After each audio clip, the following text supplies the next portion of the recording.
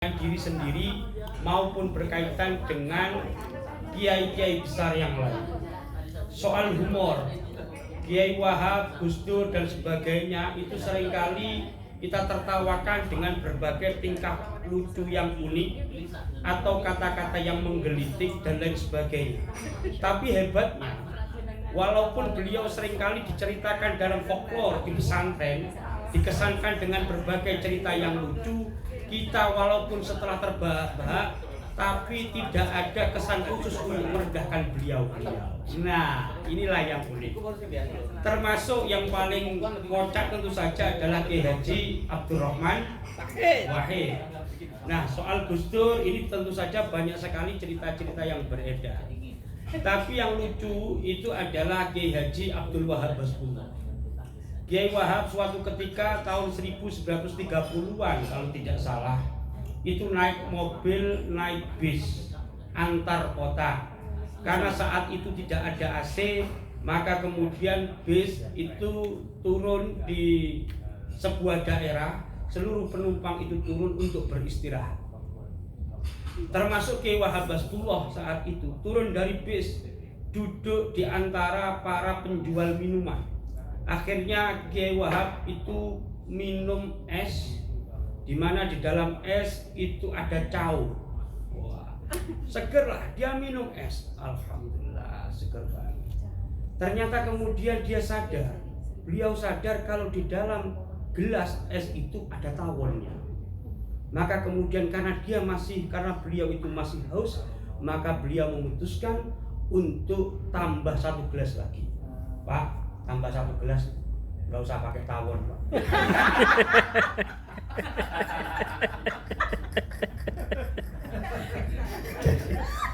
Ini kayak apa sih?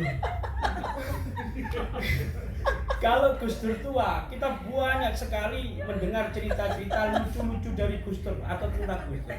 Ini tentang Gus Dur muda. Tahun 1955, Gus Dur saat itu masih ada di pondok di Magelang kalau tidak salah, di pondok Tegalrejo. Dan saat itu Gus Dur, ada yang cerita kalau saat itu Gus Dur sudah berada di Yogyakarta, di Krapia. Tetapi cerita ini memang kenyataannya valid, ini bisa dicek ya di beberapa buku, walaupun jarang terdengar karena seringkali cerita yang disampaikan tentang Gus Dur itu adalah Gus Dur di usia tua. Ini Gus Dur pada usia muda.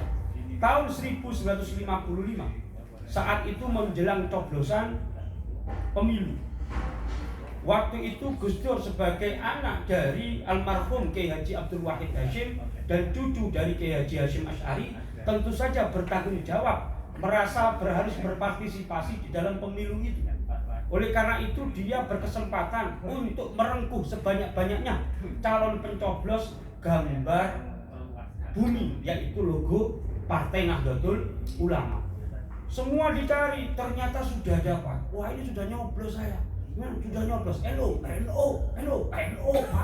Partai gunung coblos. Akhirnya keliling naik gunung.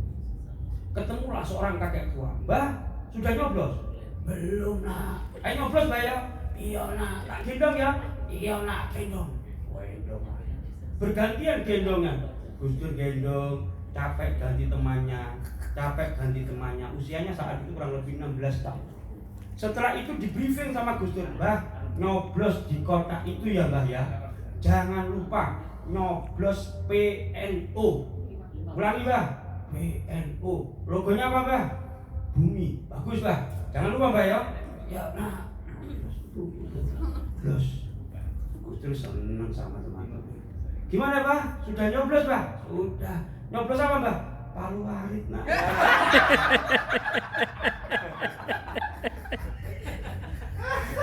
Lemas lah Gus. 5 ya. Ngomongin 5 kata ini. Ada lagi kemudian.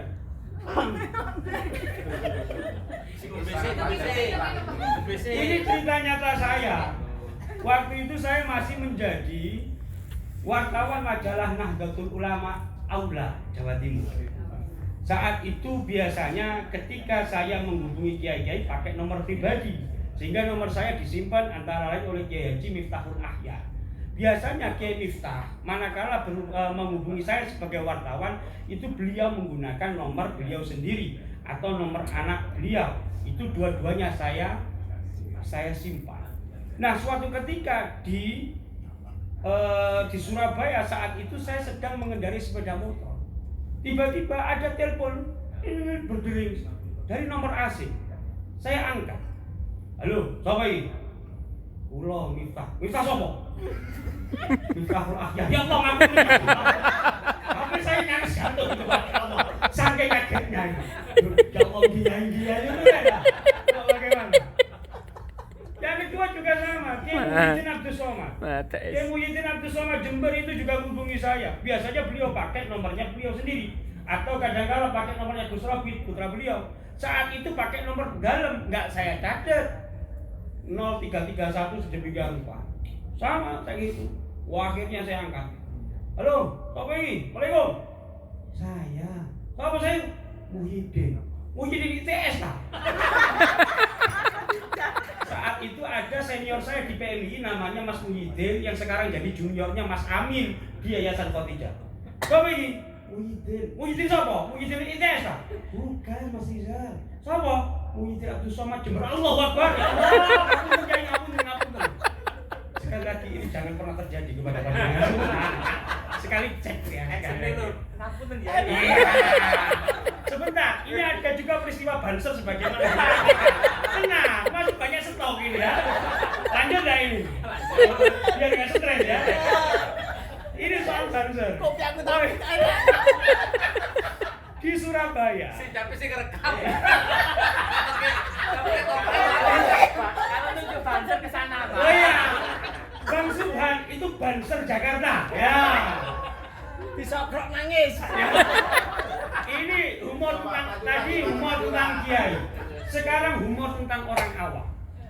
Humor tentang awam di Surabaya, dia namanya kawasan Beratang. Itu seorang tukang becak sholat, namanya orang awam, sholat sendirian. Allah. Ada kemudian sahabatnya mau nyusul sholat, maksudnya jadi makmum, ditempel ditepuk lah pundaknya. Ya namanya kita seperti itu sebagai penanda kalau ada makmum, ditepuk pundaknya. Sudah tukang becak sholat seperti ini, tepuk pundaknya. Nol. Ono apa?